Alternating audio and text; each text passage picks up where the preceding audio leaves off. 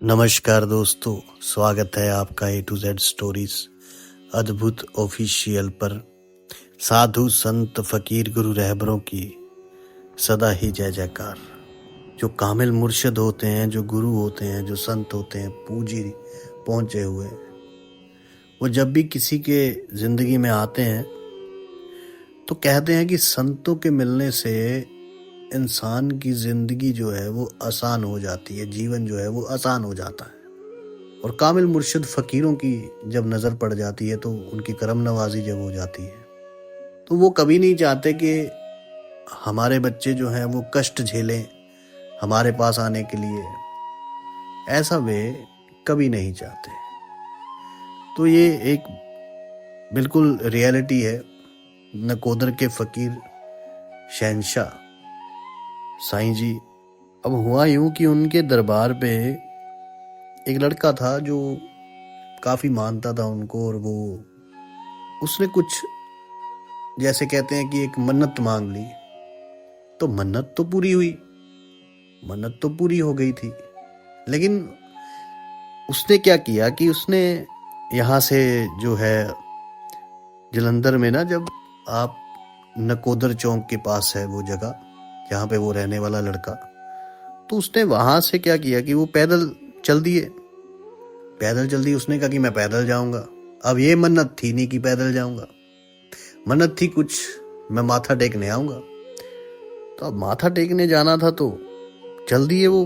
उसके साथ एक और दोस्त था उसका, तो वो चला गया, चल दिए वहाँ पे। जब अब धीरे धीरे रास्ते में चलते चलते पहुँचे तो 3 से 4 घंटे लगे उनको। तो वो वहाँ पहुँच गए तो पैरों में उनके छाले पड़ गए थे। जब वहाँ पहुँचे तो साईं जी को माथा टेका, बाबा मुराद शाह जी को माथा टेका। तो उसके बाद मन में कुछ ऐसे विचार चल रहे हैं, मन के अंदर से आवाज़ आ रही है कि गाड़ियाँ रब ने क्यों दी है। ज़रा समझिए इस बात को कि गाड़ियाँ उस परमात्मा ने क्यों दी है। घर पे इतनी इतनी गाड़ियाँ हैं तो ये कष्ट क्यों झेलना है। उसके मन में विचार हुए। तो वो अब साईं जी तो वहां से पर्दा कर गए थे, अब माथा टेक लिया, सब कुछ हो गया, लेकिन उसके मन में ये विचार चल रहा है। दरबार के अंदर ही जब वो बैठा तब से विचार चल रहा है।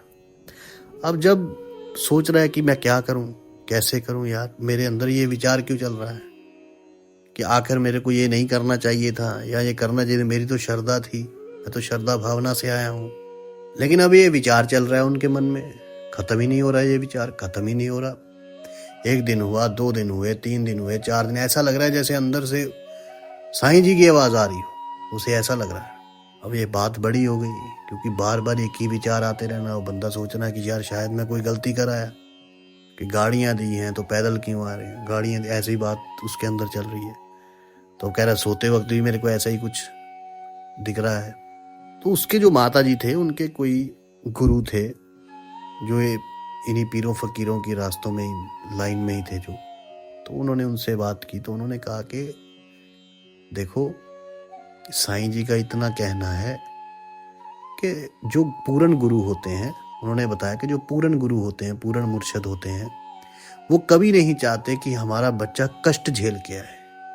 वो हमेशा चाहेंगे कि हमारा बच्चा जब आए, जब यहाँ से जाए, तो उसको रास्ते में कोई परेशानी ना आए, कोई दिक्कत ना आए, बल्कि वो बड़ी आसानी से चला जाए अपने घर वापस, और जहाँ भी वो जाना चाहे। इसी तरह जो गुरु मुर्शिद होते हैं, जो कामिल मुर्शिद होते हैं, जब वो जिंदगी में आ जाते हैं, जब वो जिंदगी में आते हैं तो कहते हैं कि जिंदगी की बड़ी बड़ी मुश्किलें चाहे जितनी मर्जी बड़ी हो, वो भी आसानी से इंसान पार कर जाता है। यानी कि वो मुश्किलें जो हैं वो आती तो हैं जिंदगी में, लेकिन आती हैं और चली जाती हैं, तो उसका इतना ज्यादा भीतर तक उसको नुकसान नहीं पहुंचा पाती वो मुश्किलें। तो ये एक पूर्ण संत, पूर्ण फकीर की जो है वो पहचान है। जो पूर्ण संत होंगे वो कभी भी आपको ऐसा नहीं चाहेंगे कि हमारा बच्चा, या कोई भी ईष्ट, कोई भी देव ऐसा नहीं चाहेगा कि हमारा बच्चा कष्ट झेले। वो तो यही चाहेंगे कि इसकी जिंदगी में आसानी आए। कहते हैं ना, अपने रब से इतना प्यार करो, अपने परमात्मा से, अपने प्रभु से इतना प्रेम करो कि कभी जिंदगी में मुश्किल आपके आ जाए तो फिक्र उनको, आपके गुरु को, अपने मुरीद की, अपने बच्चे की फिक्र हो। ऐसी मोहब्बत उनसे कीजिए कि यदि कोई कष्ट आ जाए आप पर तो उन्हें फिक्र हो, ऐसा इश्क कीजिए। तो जब ऐसी इश्क करोगे, ऐसा मोहब्बत करोगे, तो फिर हट करने की तो कोई आवश्यकता नहीं पड़ जाती। ये उन्होंने बताया कि आपको इतना सब कुछ दे रखा है तो आप ऐसे मत किया कीजिए। और बहुत से फकीर लोग वो यही कहते हैं कि पूरन सतगुरु, पूरन मुर्शिद यही चाहता है कि मेरे बच्चे में की ज़िंदगी में कष्ट ना आए, और ऊपर से अगर हम खुद को और कष्ट देकर जा रहे हैं तो इससे वो खुश नहीं होंगे कभी भी। तो ये बात याद रखिए। साधु संत फकीर गुरु रहबरों की सदा ही जय जयकार। जल्दी मिलते हैं एक नई वीडियो के साथ, तब तक के लिए आप सबका धन्यवाद। आप सबके भीतर बसे उस परमात्मा को मेरा प्रणाम। जय साईं जी।